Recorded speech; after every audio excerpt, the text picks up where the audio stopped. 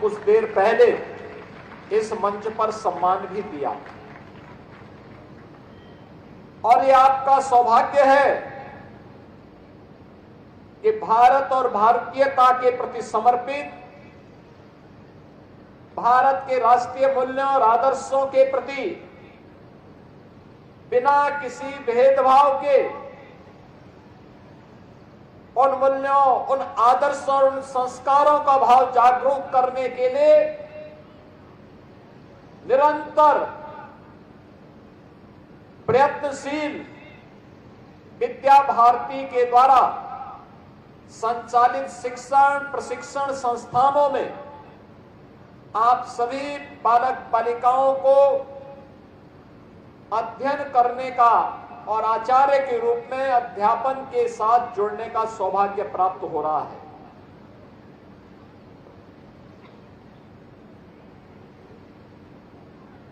विद्या भारती समूह ने देश के अंदर, और मैं बार बार इस बात को कहता हूं कि आजादी के बाद देश के अंदर जिस प्रकार की होड़ सी लगी थी, वह होड़ थी अपने आप को सेकुलर दिखाने का। सेकुलरिज्म की परिभाषा भी उन्होंने अपने अनुसार तय कर दी थी, जो अधिकाधिक भारत की परंपरा और भारत के संस्कारों से जुड़े हुए मूल्यों और आदर्शों को कोसेगा, गाली देगा, अपमानित करेगा, वह उतना ही बड़ा सेकुलर होने का ढोंग करके देश के लिए नया अलगाववाद और उग्रवाद की भूमिका तैयार करता था। उन्हें सम्मानित करने की दुरभिसंधि आजादी के बाद से ही प्रारंभ हुई थी। विद्या भारती अखिल भारतीय शिक्षण संस्थान उन प्रमुख संस्थानों में से एक है जिन्होंने इस दुरभिसंधि को पहचाना। बिना किसी सरकारी सहयोग के पूरे देश के अंदर, नगर हो या गांव, वनवासी हो या शहरवासी, उसके अनुरूप शिक्षण प्रशिक्षण केंद्रों की स्थापना करके देश के अंदर राष्ट्रीय मूल्यों के अनुरूप शिक्षा देने का कार्य, भारतीय संस्कारों के अनुरूप भारत के महापुरुषों का सम्मान देने वाले शिक्षा को आगे बढ़ाने का कार्य अपनी शिक्षण प्रशिक्षण संस्थानों में किया। और आज उसी का परिणाम है कि 25,000 से अधिक शिक्षण प्रशिक्षण संस्थाएं देश के अंदर भारतीय मूल्यों के प्रति आम भारतीय के मन में श्रद्धा का भाव पैदा करते हुए उसे आगे बढ़ने की प्रेरणा प्रदान कर रहे हैं। आप सब इस बात को जानते हैं, ये झांसी का क्षेत्र ओरछा के बुंदेलखंड में ओरछा राजा भगवान श्री राम के प्रति अपनी श्रद्धा और आस्था के लिए जाने जाते हैं। और इसी बुंदेलखंड की धरा में को यह सौभाग्य प्राप्त हुआ है। मध्यकाल में इसी धरती ने संत तुलसीदास जी को भी दिया था। ये बुंदेलखंड की धरती है। तुलसीदास जी ने कहा था, श्रद्धावान लभते ज्ञानम, यानी श्रद्धावान को ही ज्ञान प्राप्त होता है। आप मुझे बताइए, जिसके मन में श्रद्धा का भाव ही न हो, वह भारत के बारे में जिसके मन में श्रद्धा और सम्मान का भाव न हो, वह कैसे आप उम्मीद करते हैं कि वह व्यक्ति भारत को जान पाएगा, भारत के अनुरूप व्यवस्था बनाने में योगदान दे पाएगा, भारत के संस्कारों, भारत के मूल्यों, भारत के महापुरुषों के बारे में जो जानेगा ही नहीं, उससे उम्मीद करना कि वह कार्य करे और जो कार्य 1947 के तत्काल बाद तत्कालीन सरकारों को करना चाहिए था, उनकी विफलता का परिणाम था कि 5 वर्ष के बाद 1952 में गोरखपुर की धरती पर सरस्वती शिशु मंदिर की स्थापना होती है और सरस्वती शिशु मंदिर गोरखपुर से प्रारंभ होकर के अखिल भारतीय विद्या भारती समूह के रूप में देश के अलग अलग कोने में 25,000 से अधिक शिक्षण प्रशिक्षण संस्थानों का संचालन आज समूह कर रहा है।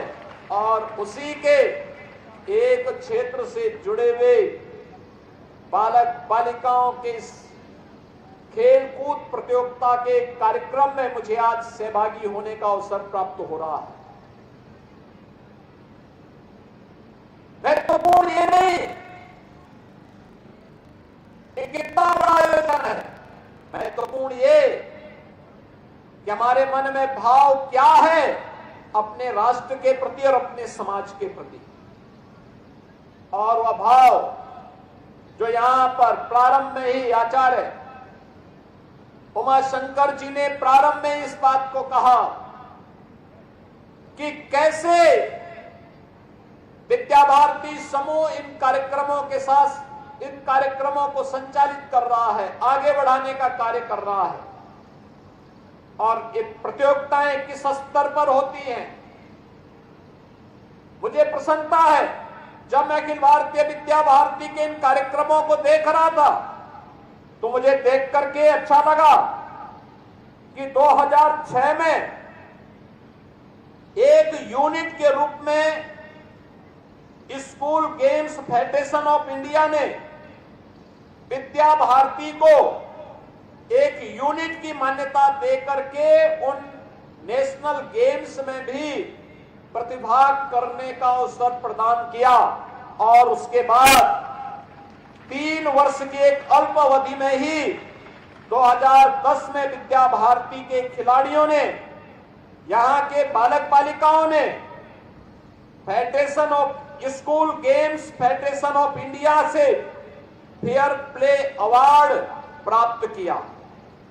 2016 में राष्ट्रीय खेल प्रतियोगिता में विद्या भारती को स्वच्छता की ट्रॉफी प्रदान की गई और 2018 में संस्थान के जुड़े हुए बालक बालिकाओं ने पदक तालिका में ऊंची छलांग लेते हुए मेडल अपग्रेडेशन का पुरस्कार प्राप्त किया।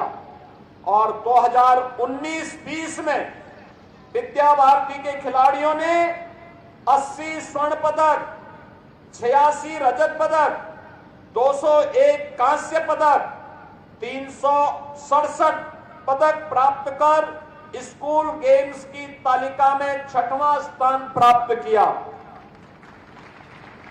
वर्ष 2018 में नई दिल्ली में अंडर 17 खिलाड़ियों को की खेलों में इंडिया राष्ट्रीय प्रतियोगिता में संस्था के छात्र अभिषेक सिंह को सर्वश्रेष्ठ खिलाड़ी घोषित किया गया।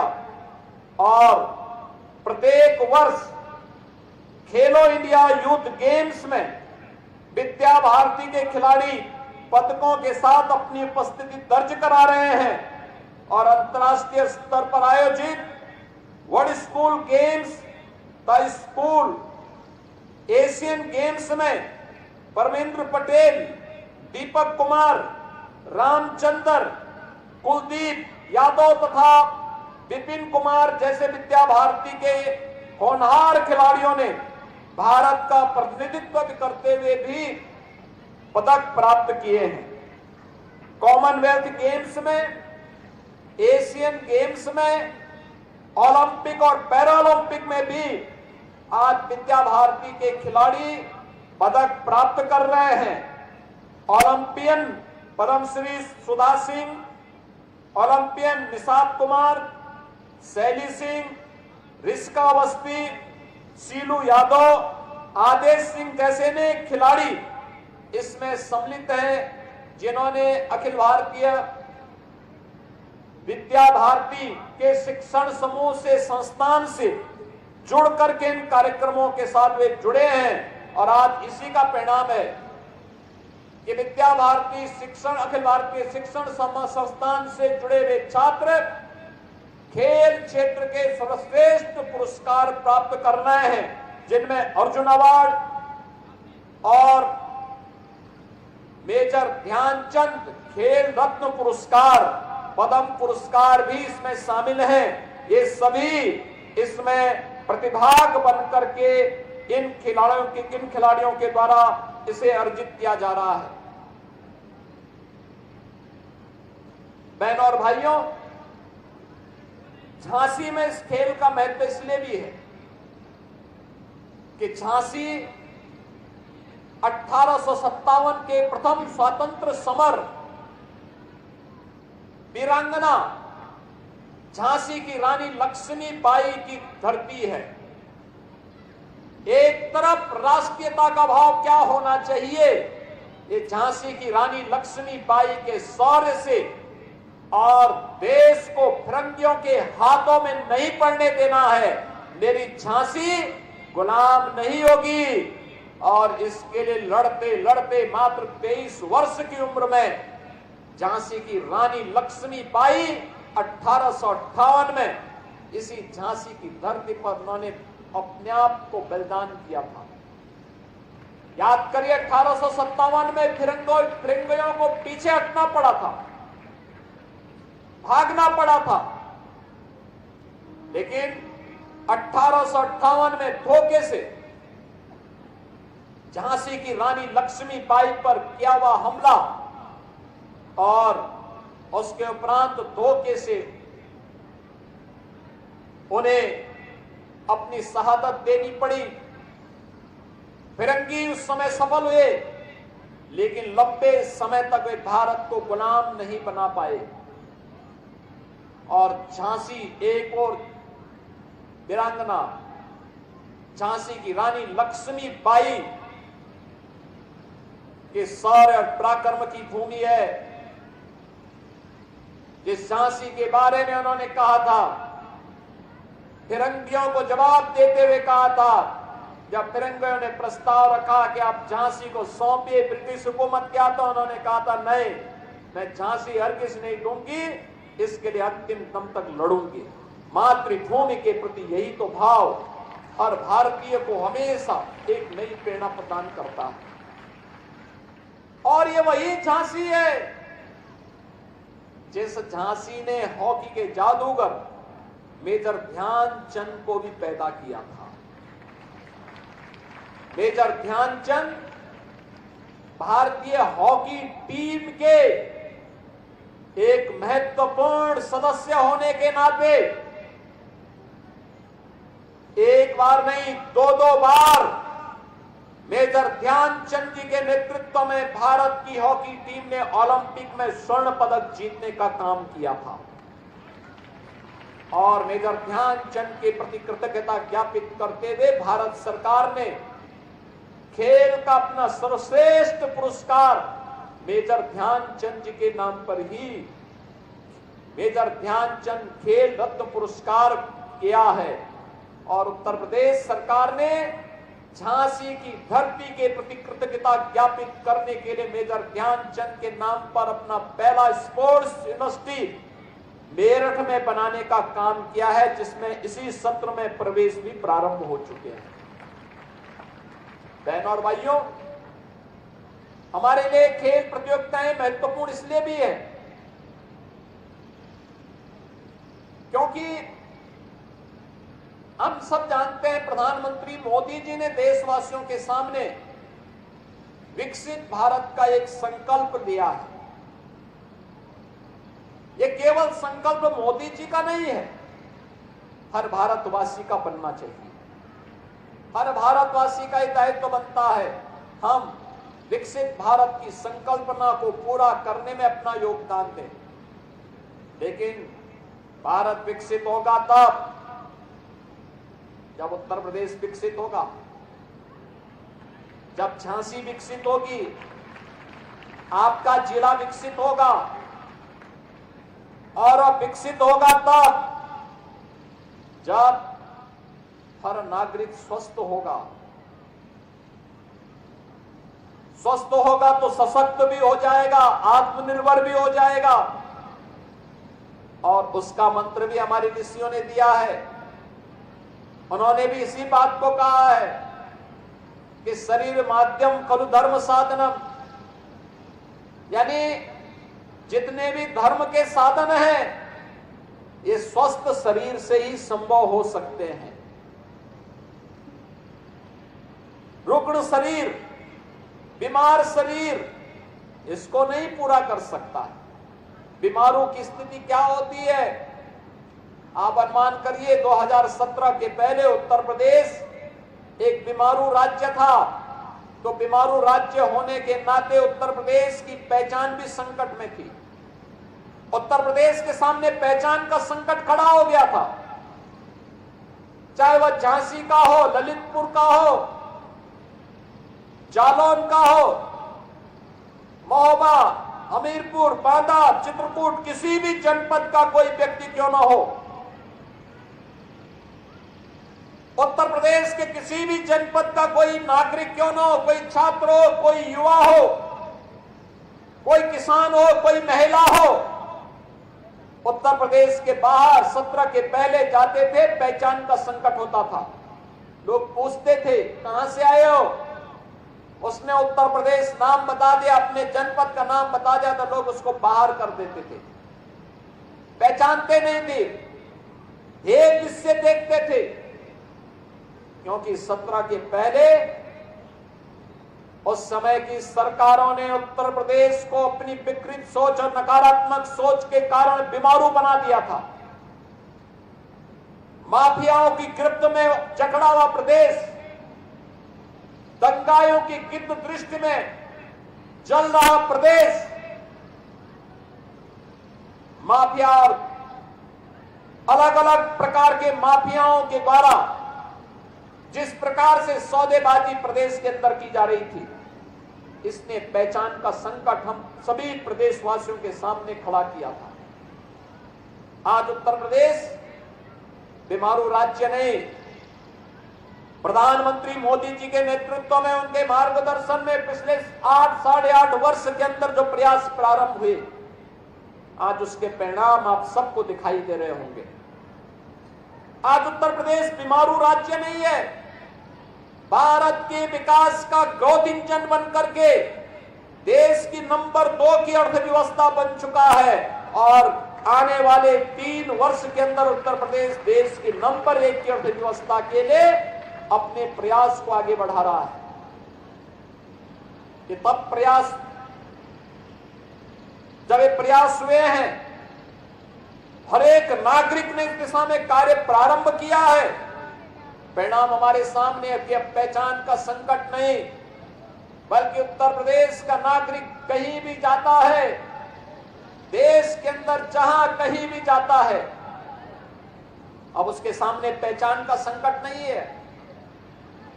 आप देखते होंगे, आप बोलेंगे हम उत्तर प्रदेश के नागरिक हैं, अगले व्यक्ति के चेहरे पर चमक होती है उत्तर प्रदेश, क्योंकि उसे मालूम है ये नए भारत का नया उत्तर प्रदेश है, जो गुलामी की मानसिकता में नहीं जीता है, वह एक स्वतंत्र स्वाधीन भारत के नागरिक के रूप में अपने दायित्वों को समझता है, अपने महापुरुषों को सम्मान देता है और वह अपनी विरासत का भी सम्मान करता है और विकास के प्रति भी पूरी ईमानदारी के साथ प्रयास करता है।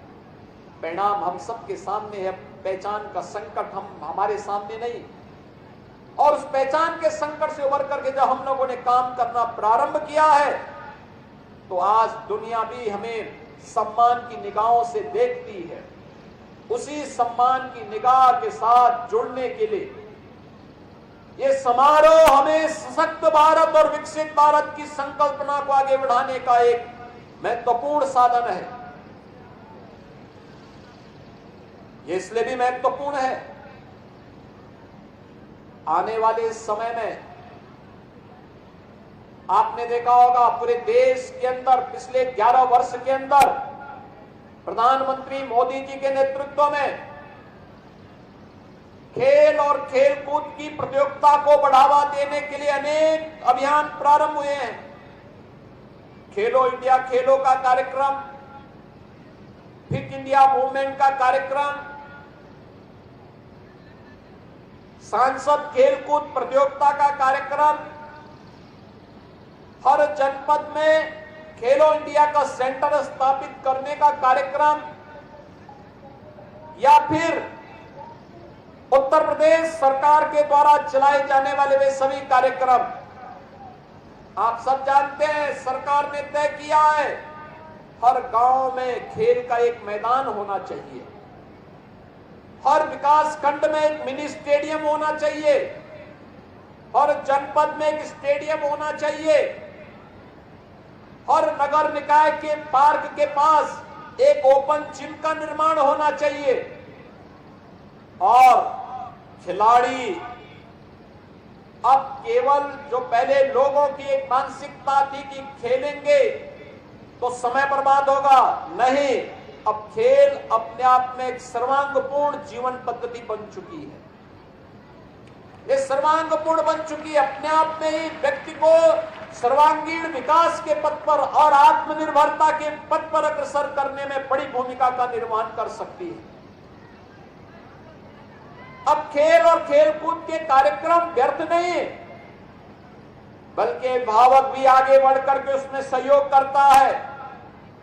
450 की संख्या में पूर्वी उत्तर प्रदेश के अलग अलग शिक्षण संस्थानों से आए हुए बच्चे इस बात के गवाह हैं। ये तो विद्या भारती से जुड़े हुए बच्चे हैं और इतनी बड़ी संख्या में केवल पूर्वी उत्तर प्रदेश के 49 जनपदों से यहाँ एकत्र हुए हैं। इन्होंने विद्यालय स्तर पर, फिर अपने जनपद स्तर पर, फिर कमिश्नरीय स्तर पर, प्रांत स्तर पर प्रतियोगिता में प्रतिभाग करके आगे बढ़े और अब क्षेत्र स्तर पर होने वाली इस प्रतियोगिता का हिस्सा बन करके उन्होंने बिना किसी धैर्य खोए हुए, एक खिलाड़ी के मन में जज्बा होता है जितना बेहतर कर सकता हूं उतना अच्छा करूंगा। हार जीत की परवाह के बगैर जब व्यक्ति आगे बढ़ता है वही सफलता का मार्ग आगे लेकर के चलता है और विजय श्री उसी के चरणों को चूमती है। एक खिलाड़ी के लिए जीतना हारना महत्वपूर्ण नहीं, उसका हौसला मजबूत होता है तो वह विजय श्री को प्राप्त करता है। और इस भाव के साथ इतनी बड़ी संख्या में यहाँ पे आगे बढ़े। हम लोगों ने उत्तर प्रदेश सरकार में व्यवस्था की है।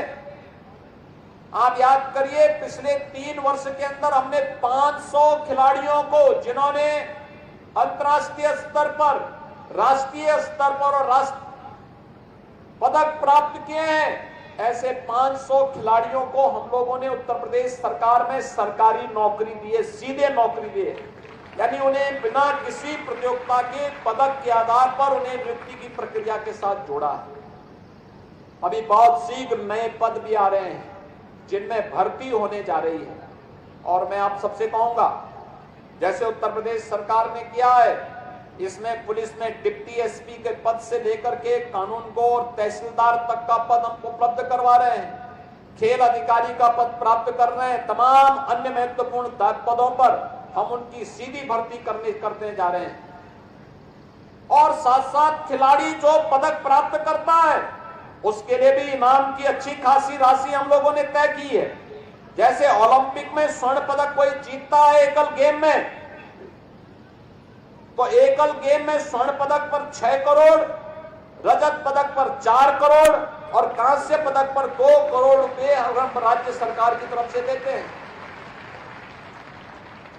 ओलंपिक टीम गेम्स में स्वर्ण पदक पर 3 करोड़, रजत पदक पर 2 करोड़ और कांस्य पदक पर 1 करोड़ रुपए की पुरस्कार राशि हम उत्तर प्रदेश सरकार की तरफ की ओर से देते हैं। एशियन गेम्स में स्वर्ण पदक पर 3 करोड़, रजत पदक पर 1.5 करोड़ और कांस्य पदक पर 75 लाख रुपए की पुरस्कार राशि हम राज्य सरकार की तरफ से प्रतिभागी को देते हैं जो राज्य का खिलाड़ी होता है। कॉमनवेल्थ गेम्स में स्वर्ण पदक पर 1.5 करोड़, रजत पदक पर 75 लाख और कांस्य पदक पर 50 लाख रुपए की सहायता हम राज्य सरकार की ओर से देते हैं। और वर्ल्ड कप चैंपियनशिप में स्वर्ण पदक पर 1.5 करोड़, रजत पदक पर 75 लाख और कांस्य पदक पर 50 लाख रुपए की राशि हम प्रदान करते हैं। सेफ गेम्स और नेशनल गेम्स में एकल पदक पर 6 लाख, रजत पदक पर 4 लाख और कांस्य पदक पर 2 लाख रुपए का पुरस्कार दिया जाता है। इसी प्रकार से टीम गेम्स में, जो नेशनल गेम्स में स्वर्ण पदक पर 2 लाख, रजत पदक पर 1 लाख और कांस्य पदक पर 50,000 रुपए की पुरस्कार राशि हम राज्य सरकार की ओर से देते हैं। ओलंपिक में प्रतिभाग करने के वाले खिलाड़ी को जो राज्य का है उसे हम प्रोत्साहन स्वरूप 10-10 लाख रुपए की राशि देते हैं। कॉमनवेल्थ एशियन गेम्स में 5-5 लाख रुपए की राशि प्रोत्साहन स्वरूप हम खिलाड़ी को उपलब्ध करवाते हैं। और इसी प्रकार से अन्य प्रदेश के उत्कृष्ट खिलाड़ी को खेल का जो सर्वोच्च सम्मान होता है वह पुरुष वर्ग में लक्ष्मण पुरस्कार और महिला वर्ग में रानी लक्ष्मीबाई पुरस्कार से हम सम्मानित करते हैं अपने उत्कृष्ट खिलाड़ी को। अर्जुन पुरस्कार, द्रोणाचार्य पुरस्कार, मेजर ध्यानचंद पुरस्कार, खेल रत्न पुरस्कार व खेल से संबंधित पद्म पुरस्कार प्राप्त करने वाले खिलाड़ियों को प्रदेश सरकार 20,000 रुपए प्रति माह वित्तीय सहायता प्रदान करती है। वृद्ध, अशक्त और विपदाग्रस्त खिलाड़ी को हम लोग 4,000 रुपए, अंतर्राष्ट्रीय खिलाड़ी को, राष्ट्रीय स्तर के खिलाड़ी को 6,000 रुपए और अंतर्राष्ट्रीय स्तर के खिलाड़ी को हम 10,000 रुपए प्रति माह की वित्तीय सहायता भी प्रदान करते हैं। इसके साथ ही प्रदेश के द्वारा विभिन्न प्रकार से इन खिलाड़ियों को आगे बढ़ाने का कार्य राज्य सरकार के स्तर पर निरंतर आगे चल रहा है। यानी आत्मनिर्भर होने के लिए अब खेल पर जो भी व्यक्ति समय और पैसा खर्च करके अपने आप को आगे बढ़ाता है या जिसके भाव आगे बढ़ाते हैं, उनका पैसा भी और उनका श्रम भी व्यर्थ नहीं जाने वाला है। उनका बच्चा योग्य बन करके अन्य लोगों के लिए प्रेरणा बन सकता है।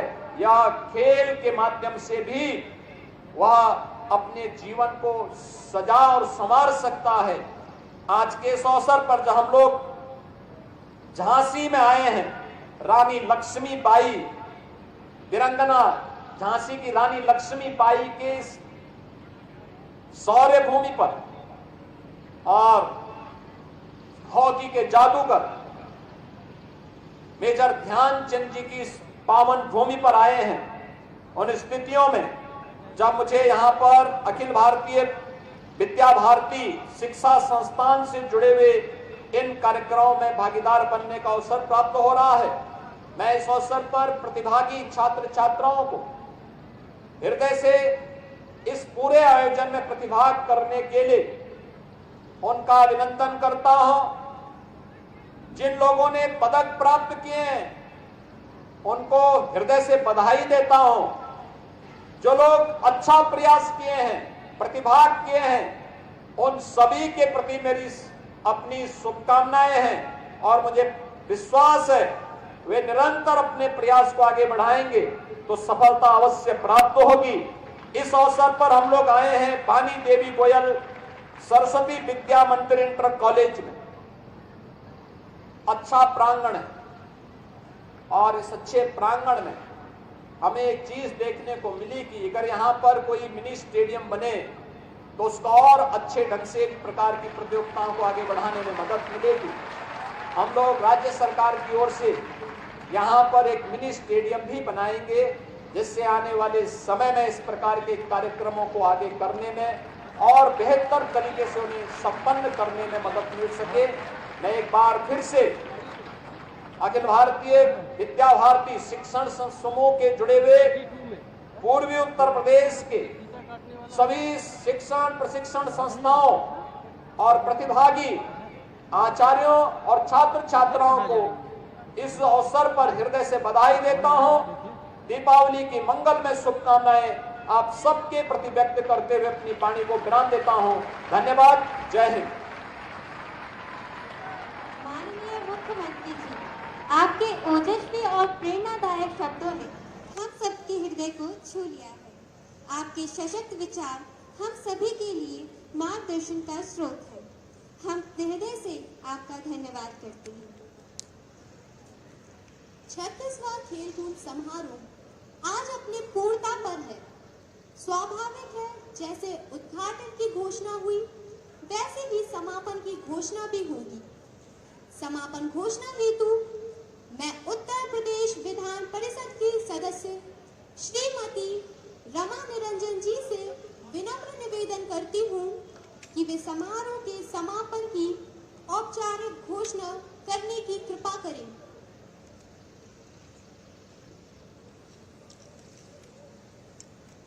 मैं विद्या भारती पूर्वी उत्तर प्रदेश क्षेत्र द्वारा आयोजित इस 36वें क्षेत्रीय खेलकूद समारोह के समापन की विधिवत घोषणा करती हूँ। भारत माता की। भुवनं भविष्यत् परिगृहीतममृतेन सर्वं मायेन याज्ञस्तायते सप्तभूता तन्मे मनः शिव संकल्पमस्तु। सर्वे भवन्तु सुखिनः, सर्वे सन्तु निरामयाः, सर्वे भद्राणि पश्यन्तु, मा कश्चित् दुःखभाग् भवेत्। ओम शांति शांति शांति। जिस ध्वज की छत्र छाया में विगत 5 दिनों से सभी खिलाड़ी भैया बहने अपनी क्षमता और कौशल का प्रदर्शन किया है, वह ध्वज ससम्मान अवतरित कर अगले वर्ष के समारोह के लिए प्रस्थान करेंगे। कानपुर प्रांत के खेल कूद पर प्रमुख श्रीमान राकेश भटवार जी एवं महेश जी से आग्रह है कि ध्वज को ससम्मान अवतरित कर भारतीय शिक्षा समिति कानपुर प्रांत के प्रदेश निरीक्षक श्री अयोध्या प्रसाद मिश्रा जी को सौंपे, जिसे प्रदेश निरीक्षक जी विद्या भारती के क्षेत्रीय संगठन मंत्री माननीय हेमचंद जी को प्रदान करने का कष्ट करें। जो दर्शक दीर्घा में बंधु बैठे हैं उनसे आग्रह है कृपया अभी अपना स्थान न छोड़ें। 10 मिनट आपका समय और हमारे लिए अपेक्षित है। सभी बंधु जितने भी इस परिसर में उपलब्ध हैं सावधान उत्तिष्ठ।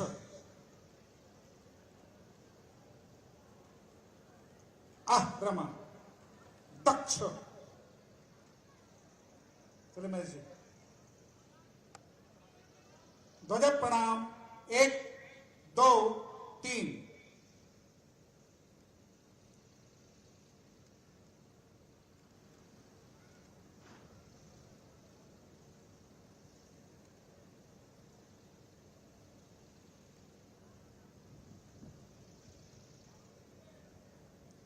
रमा दक्ष उपविश। अभी कोई परिसर नहीं छोड़ेगा। जो बाहर से भी आए हुए बंधु हैं कृपया धैर्य पूर्वक अपना स्थान ग्रहण करें।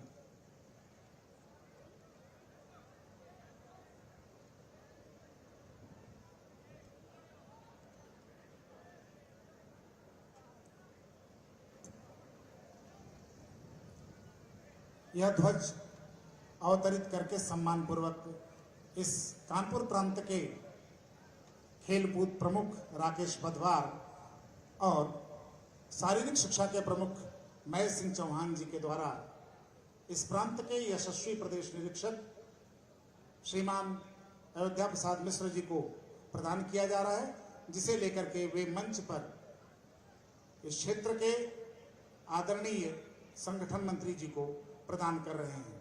प्रदानोपरांत आदरणीय हेमचंद जी भाई साहब अगले वर्ष जहां यह प्रतियोगिता होनी है उस प्रांत के प्रदेश निरीक्षक जी को मंच पर आमंत्रित करके ये ध्वज प्रदान करेंगे।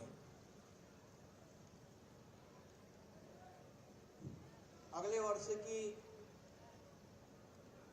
37वीं खेलकूद समारोह जो 2026 में होगा, पूज्यपाद गोरक्ष की धरती गोरखपुर में आयोजित होने वाली है।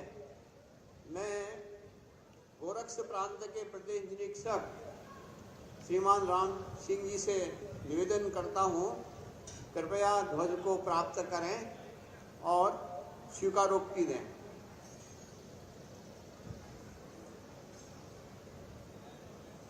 विद्या भारती पूर्वी उत्तर प्रदेश द्वारा प्रदत्त इस ध्वज को आत्मसात करते हुए गुरु गोरखनाथ की धरती पर संपूर्ण इस कार्यक्रम में सहभागी, प्रतिभागी और मंचस्थ समस्त अधिकारी बंधुओं का हार्दिक स्वागत, अभिनंदन, वंदन करने के लिए मैं उन्हें आज ही आमंत्रित करता हूं और गोरक्ष पीठाधीश्वर उत्तर प्रदेश के यशस्वी मुख्यमंत्री पूज्य योगी आदित्यनाथ जी के चरणों में निवेदित करते हुए प्रार्थना करता हूं कि 37वें खेलकूद समारोह में आपका स्नेह हम सबको प्राप्त हो, ऐसा निवेदित करते हुए मैं अपनी बात समाप्त करता हूं। धन्यवाद।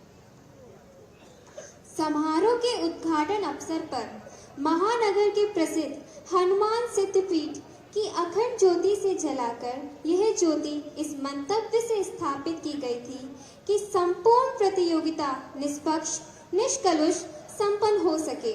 उद्देश्य की पूर्णता पर ज्योति के निर्माण व कार्य संपादित करने के लिए श्रीमान अजीत सिंह जी एवं शोभित जी से आग्रह है।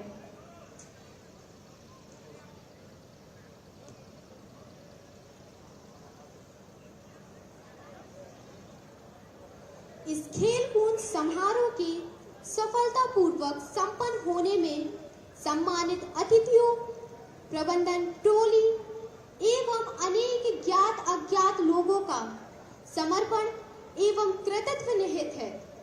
इन सब के प्रति कृतज्ञता ज्ञापित करने हेतु मैं विद्या भारती पूर्वी उत्तर प्रदेश क्षेत्र के आदरणीय अध्यक्ष डॉक्टर दिव्यकांत शुक्ल जी को सादर आमंत्रित करती हूँ। विद्या भारती पूर्वी उत्तर प्रदेश 36वां खेलकूद समारोह के अवसर पर माननीय मुख्य अतिथि के रूप में उपस्थित उत्तर प्रदेश के यशस्वी मुख्यमंत्री परम पूज्य महाराज जी के श्री चरणों में प्रणाम करते हुए आभार व्यक्त करता हूं विद्या भारती संगठन की तरफ से कि आपने अपना अमूल्य समय दिया है। महाराज जी, मैं आपका इसलिए भी आभार व्यक्त करता हूं कि पूरे देश में जब भी शैक्षिक मंचों पर जाने का मौका मिलता है तो आज की तिथि में उत्तर प्रदेश की शिक्षा व्यवस्था प्राथमिक से लेकर के उच्च शिक्षा तक, उसमें जो आपने नए आयाम गढ़े हैं, जो नए प्रतिमान गढ़े हैं, उसको लेकर के दृष्टांत दिया जाता है और कहा जाता है आप ऐसे प्रदेश के निवासी हैं जहां के आदरणीय माननीय मुख्यमंत्री पीठाधीश्वर महाराज जी श्री योगी आदित्यनाथ जी हैं। तो मुझे गर्व होता है, मैं इसलिए भी आपका आभार व्यक्त करता हूं कि आपने जो शिक्षा के क्षेत्र में नए आयाम गढ़े हैं, जो नए प्रतिमान गढ़े हैं, जो शांति व्यवस्था और जो विकास के नए प्रतिमान गढ़े, उसके प्रति भी आपका आभार व्यक्त करता हूं। इस कार्यक्रम में मंच पर उपस्थित उत्तर प्रदेश सरकार के माननीय कैबिनेट मंत्री आदरणीय श्री स्वतंत्र देव सिंह जी, आपने समय दिया, आपका भी मैं हृदय से आभार व्यक्त करता हूं। इस मंच पर उपस्थित इस कार्यक्रम की अध्यक्षता कर रहे इस क्षेत्र के यशस्वी विधायक, शिक्षक विधायक माननीय श्री बाबूलाल तिवारी जी का भी आपका आभार व्यक्त करता हूं, आपने समय दिया। इसके साथ ही हम सभी के मार्गदर्शक विद्या भारती संगठन के क्षेत्रीय संगठन मंत्री श्रीमान हेमचंद जी, जिनका हमेशा पूरे विद्या भारती को पूरा इनका समय मिलता है, जिनका मार्गदर्शन प्राप्त होता है, जिनके मार्गदर्शन से प्रेरणा लेकर के हम लोग काम करते हैं, ऐसे हमारे महान तपस्वी श्री हेमचंद जी का भी मैं आभार व्यक्त करता हूं। इस कार्यक्रम में प्रशासन, पुलिस प्रशासन एवं प्रशासन के विभिन्न अंग जैसे PWD स्टाफ जो भी इसमें अपनी भागीदारी किए हैं, जो इन्होंने